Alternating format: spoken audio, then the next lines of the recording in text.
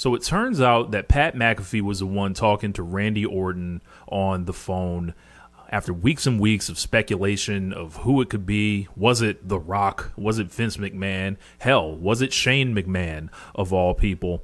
And this program between Cody Rhodes and Randy Orton now is looking like Pat McAfee is the square central part of it. I don't think I would have ever predicted this. I don't think many of you would have predicted this. And for me, this just reeks of how the people at TKO, the people at WWE, have completely lost their minds. There is outrage as far as the eye can see about this angle. And here's a tip-off of how you can tell WWE is not really happy with the angle. They immediately began going to all the news reporting through, PW Insider and leaking, their part out, trying to cop pleas and, push the blame onto, the corporate side. There's just a lot of meta garbage almost that was completely unneeded for something as easy as Cody Rhodes versus Randy Orton. Now, is Cody Rhodes and Randy Orton the most exciting thing in the world? No. We're not talking excitement when it comes to a match, really. Like, we're not looking at a match that's going to be some match of the year candidate. But you do have a history that I think a lot of people do respect and have bought into. And quite frankly, would be the easiest. It's a layup to exploit the 20 years of history between them, the student-teacher aspect of this, and make it kind of a coming-of-age story. Now, they do have the elephant in the room to deal with of Cody Rhodes being currently booed. As this entire angle with McAfee was going on, Randy Orton beating the hell out of him with a chair. People are cheering. They don't care. And it's not just because it was a St. Louis thing. This would have happened in any city in America, Canada, Germany, Mexico, the UK, wherever you wanted to name it. Getting to McAfee's promo, I think, was pretty embarrassing, actually. Full WCW 2000 mask off, Hulk Hogan style. This is why this business is in the shape it's in, because of BS right here. Like, this is it right here. I think that choosing the Attitude Era card to play with is, what happened to, the real fans of the Attitude Era. This is who we're doing it for. And I'm like, the obsession with the Attitude Era is just incredible to me, because they act like nothing else exists. I know most of the people that kind of watch WWE nowadays, they're not even really children of the Attitude Era. They're children of the Ruthless Aggression Era. But WWE continues to go to the Attitude Era because that was one that was very lucrative to them. However, the most lucrative era is the one that's going on just before this. Your 2022 to 2024 era, where they're just smashing all the records, smashing everything in half. And you had an entirely new kind of fan base, made. They don't care about the Attitude Era. You can see the video game that's out this year. They're still, going to that well. And do I think they're smart enough to necessarily associate and, some kind of narrative strip between, even our video game is like, pining for the old days. Like, I don't think they're smart enough to do that. But the McAfee promo just kind of reeked of every bad work shoot angle there is.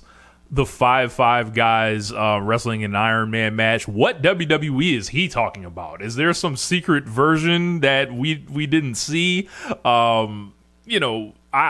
The WWE that I've been tuning into over the past few weeks, it's nothing but angles and work outside the ring and people walking through hallways and distraction finishes and big stars not wrestling, just brawls. It honestly reminds you of, parts of the Attitude Era. And, the Attitude Era is so romanticized for, the Austin McMahon, The Rock, DX, Nation of Domination.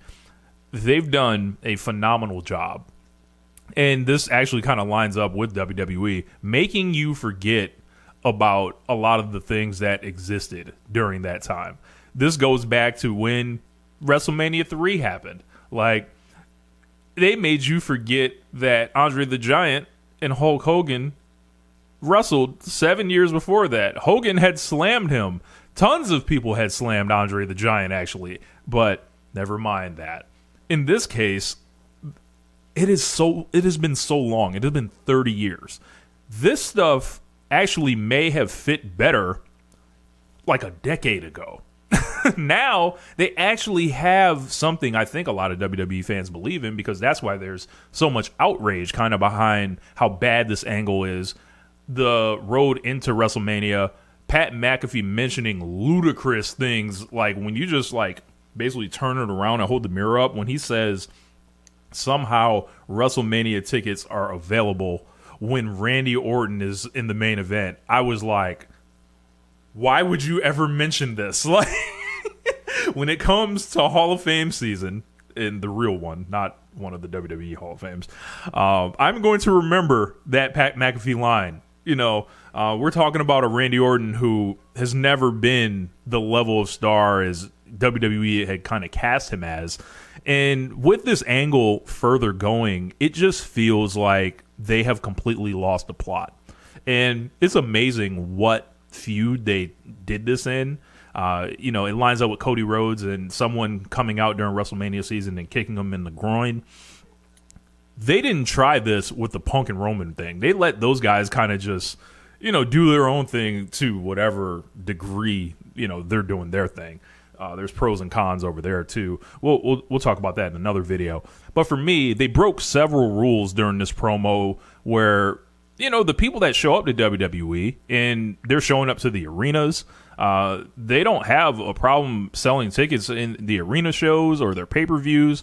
They're struggling at the stadium right now because, you know, stuff is getting just naturally softer. But when McAfee's going out of his way to talk about a low-rated SmackDown, which promptly this one became the new lowest-rated SmackDown, he's not talking about television ratings. He's talking about cage match. And so many people swear to God WWE does not care about what people on the internet say, what the quote-unquote loudest voices say. The cover is just completely blown right there, you know, in their own scripting.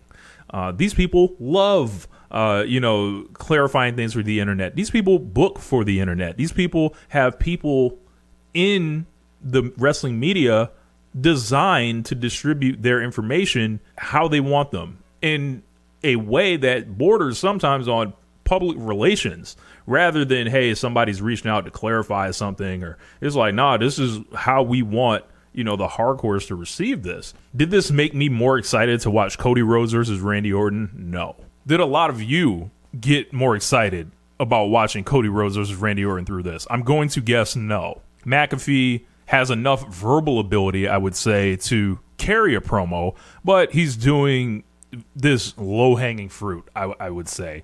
And the alignments are all jacked. I think he's mentioning something now about how if Randy Orton doesn't win, you will never see him again. For me, that feels like a dead giveaway that Orton's going over, because they have huge plans for Pat McAfee, apparently. This can't be it. This can't be the master plan of Paul Levesque. This can't be what's supposed to draw 50,000 people to a night of WrestleMania. This will not be what people are writing home about come end of the year, when we're talking about match of the year, when we're talking about feud of the year, when we're talking about booker of the year. And quite frankly, I kind of get a kick out of it, because I'm seeing the turn on WWE through this, and I'm just wondering, like, what took people so long? Like, because, like, it's not like they're, like, look at last WrestleMania season. That was terrible. The John Cena Cody Rhodes feud was just a masterclass in not knowing what people were doing. Weak material that was an inch deep. You could tell it was a last minute thing because John Cena kept all his gear, and they came up with cute things for him to say to kind of invert that. But I doubt that's actually the heel reign and heel run that anybody wanted. And somehow Cody Rhodes keeps finding himself on the other end of these weaker WrestleMania programs. It just feels like he should have worked with Roman. And I think this is another example of that. All of it is really weird, and for me, it just kind of slaps, you know, their fans in the face who show up, who convince themselves that they love WWE. If you've never met some very vocal WWE fans, they'll fight you to the death for the Worldwide Wrestling Federation. And all this really does is makes them readjust before they find the next defense for this, which they'll eventually find, I feel like. But this kind of just looks ridiculous. I own a lot of the WWE DVDs where they distribute the propaganda about WCW and all the mistakes and all the shoot promos and the collapse of the creative and the backstage. All of those things are happening around WWE right now, but I think people have the mindset that they are too big to fail. There's enough communication in media outlets to cover up any of the mistakes or rebrand them, or PR people that can get the message out that the company wants that people will believe, but it's all there. Am I saying they're going to collapse in all this? I'm not necessarily saying that, but what I'm saying is I see the signs flashing, and I wouldn't be being honest if I didn't tell you what I'm seeing. So I think for Triple H there's going to come a fork in the road moment here, because every year seemingly you're finding yourself sending out back channel reporting that Area Manuel, Dwayne Johnson, TKO is basically stepping in on whatever you quote unquote plan to do. You get the credit for like not a lot these days. And when the buildings aren't full or they got to make a boss call, they're looking at you. So he's in this weird middle management position. And it really makes me wonder how much longer he's going to be in the role.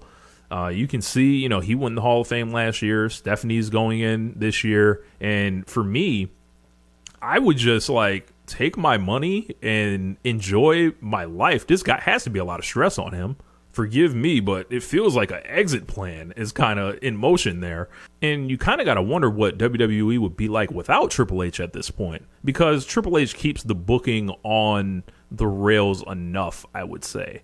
He's not necessarily the most exciting person in the world, and he's not teaming with new ideas or anything, but he's somebody that day to day, a lot of the people around that building, respect and want to work for rather than events per se. But it also makes me think easily you could put Brian Gewirtz in that spot, who is directly connected to Dwayne Johnson for many, many, many, many years. And they could have somebody else kind of in that position. So if I could ask Triple H one thing, I would ask, does this really fulfill you right now? What do you really get out of it? Is the overstepping of, the corporate side, is that something that you account for all the time? Does this frustrate you at all? But Cody Rhodes versus Randy Orton has ended up a Pat McAfee fest. A play for ESPN, a play for mainstream exposure for whatever that's worth via Pat McAfee. I'll just say, I hope they get it. P-Dub in the house. Go and hit that like button on your way out. Leave a few words and I'll holla back soon. Till we meet again, reach the stars